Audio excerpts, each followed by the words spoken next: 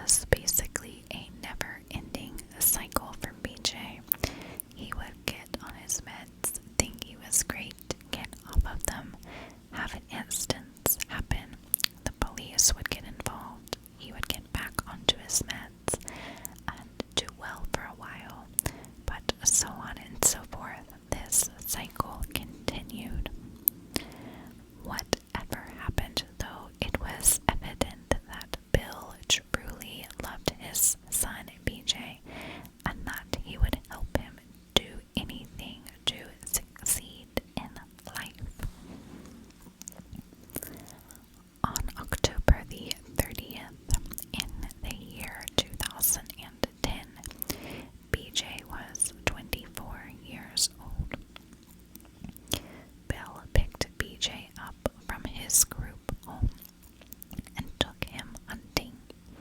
And now I'm not sure, there is the possibility he may have picked BJ up on the 29th and they went hunting overnight, but I'm not entirely sure. However, I do know that they spent the day hunting together on October the 30th, and then that evening they went back to Bill and Susan's home in Oak Harbor. Now, normally BJ was only allowed at the house for short periods of time, and he was only allowed there if Bill was present. But usually Bill did not allow BJ to spend the night due to the strained relationship between BJ and Susan. That night, after returning from hunting, BJ went back home with his father, and he enjoyed a few beers along with Bill and a couple of neighbors that lived next to Bill and Susan. Susan, Bill, and BJ were there at the house that evening and spotted by neighbors, but Susan's eldest son, Derek, was nowhere to be seen.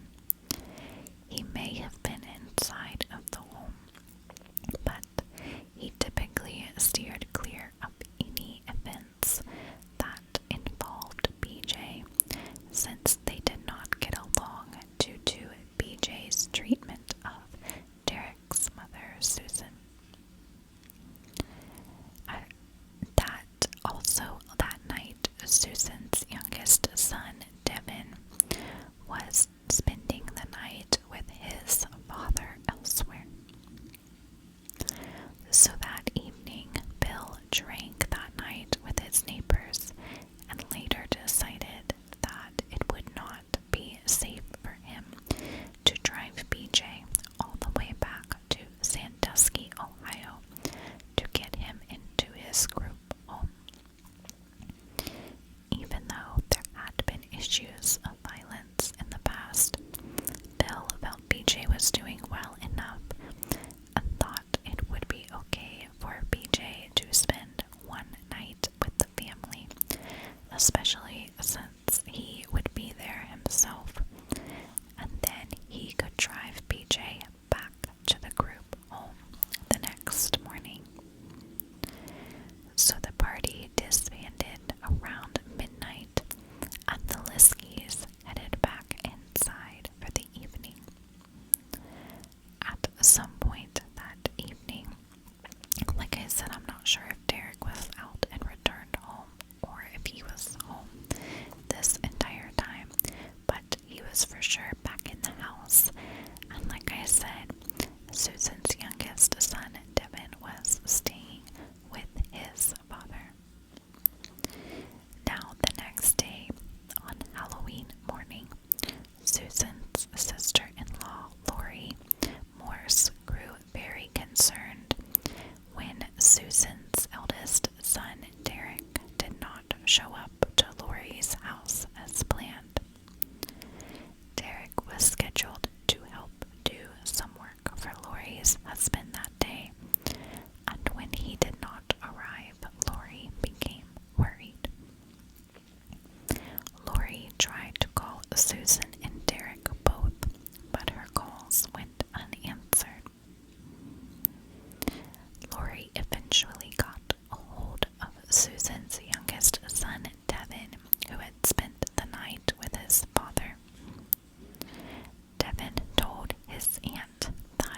was with his father that morning, and he was singing at their church service. He said that he had stopped by the house, so Bill and Susan's house, to pick up his choir gear.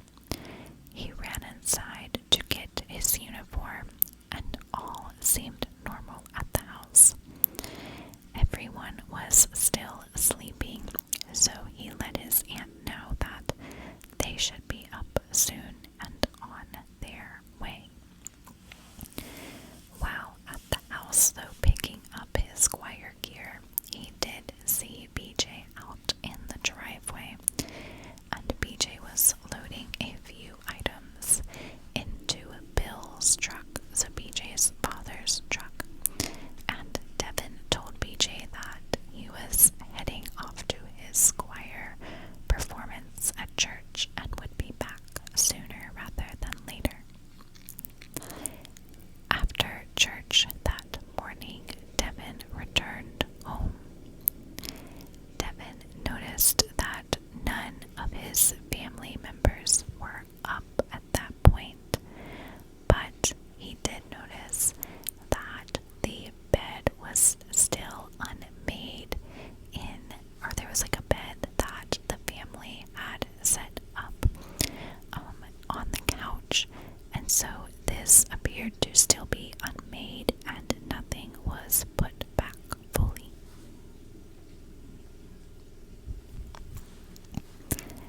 At this point, Devin assumed that his family members were still sleeping or gone, since Bill's truck was not there.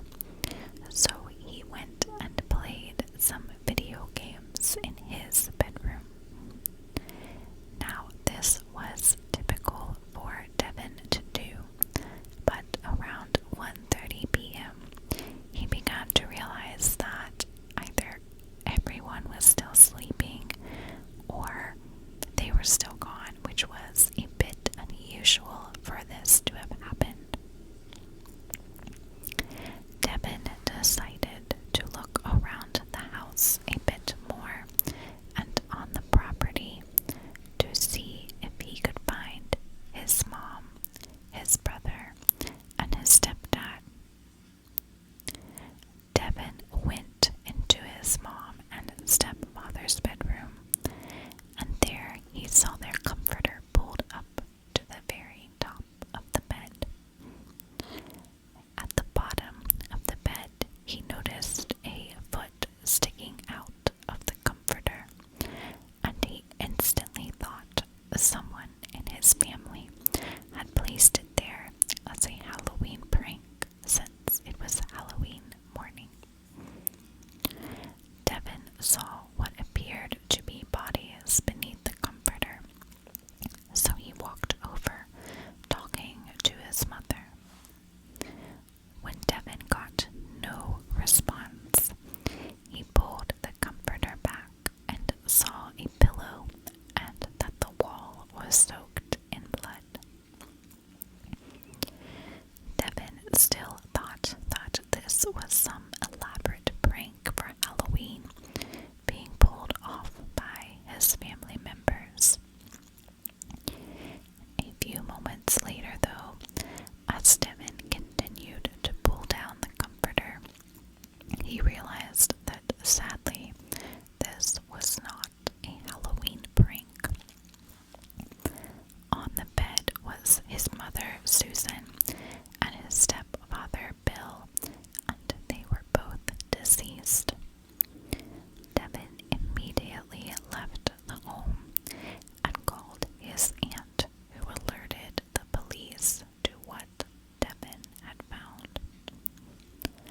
When the police arrived, they looked around the home, seeing that Bill and Susan had passed away from gunshot wounds. They searched the rest of the home, and then they sadly found Devin's older brother, Derek, deceased in his bedroom as well from blunt force trauma. Derek had apparently been hit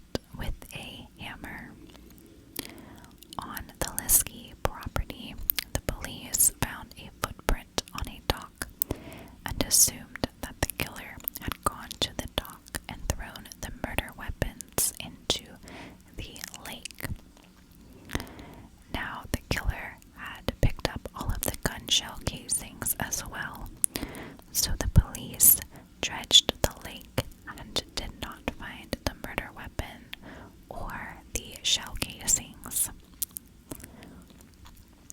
The neighbors claimed to have heard possible gunshots around 6:30 a.m. on Halloween morning, but they were unsure where it was coming from, and hunting was common in the area, so they didn't think much of it. Police at first questioned Devin, but he was cleared after having a tight alibi. Devin did tell the authorities that when he arrived home from his dad's house before singing at church that morning and picking up his uniform, he saw his stepbrother BJ there. He saw him loading items into Bill's truck, and that was it. Police then began to focus more on BJ as being the murderer. So sadly, when Devin had arrived home that early time in the morning, his family had fully been deceased inside the home, and he had no idea, since he did not go into any of their bedrooms.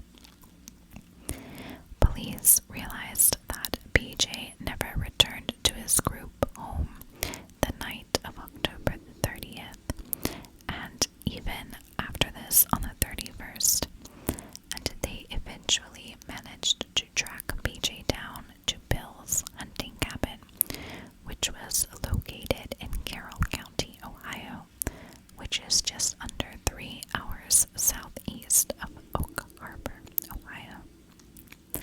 Bill's white truck was found on the property.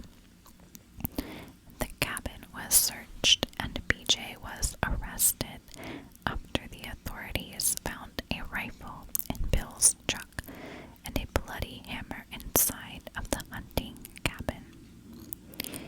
BJ was charged with the murder of his father Bill, his stepmother Susan, and his stepbrother Derek. BJ's mother asked him at one point while he was in jail what caused him to do such a thing, and BJ told his mom word for word, "I wasn't in my right mind." Then suddenly BJ told his mother, "Mom, I can't talk about this anymore." After this, BJ never spoke of his reasonings behind the murders again. In the year 2015, only 5 years after the murders occurred, BJ killed himself behind bars. This story is also just breaks my heart to cover this one. I am so thankful that he did not go after Devin at all. But my goodness, this one is rough for sure. I definitely, encourage more help with mental health issues and concerns that people have. I am thankful that the authorities were able to capture BJ, and Bill was trying his best as a dad, and I thought he was doing great work with BJ, and Bill was doing everything right and by the books. So this story just for sure gets me.